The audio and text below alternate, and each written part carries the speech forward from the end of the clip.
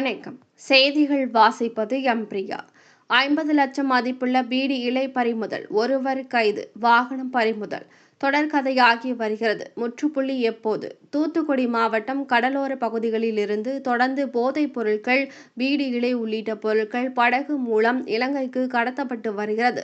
இந்த நிலையில் தூத்துக்குடி மாவட்டம் திருச்செந்தூர் தாலுகாவிற்கு உட்பட்ட வீரபாண்டி பட்டணம் கடற்கரை பகுதியில் இருந்து இலங்கைக்கு பீடி இலை கடத்துவதாக கியூப் பிரிவு காவல் ஆய்வாளர் விஜய் அனிதாவுக்கு கிடைத்த ரகசிய தகவலின் அடிப்படையில் உதவி ஆய்வாளர் ராமச்சந்திரன், சிறப்பு உதவி ஆய்வாளர் ராமர், தலைமை காவலர்கள் இருதய ராஜ்குமார், இசக்கிமுத்து மற்றும் காவலர்கள் பழனி, பாலமுருகன், காவலர்கள் வீரபாண்டி பட்டணம் பகுதியில் ரோந்து சென்ற போது ஆத்தூர் ரசரன் விலையை சேர்ந்த செந்தூர் பாண்டி மகன் மேக்கிங் செல்வம் என்பவரை பொலீரோ மேக்ஸ் பிக்கப் லோடு வாகனத்தில் இலங்கைக்கு படகு மூலம் கடத்துவதற்காக கொண்டுவரப்பட்ட 35 கிலோ எடை கொண்ட 38 மூட்டை பீடி இலை கைப்பற்றப்பட்டது.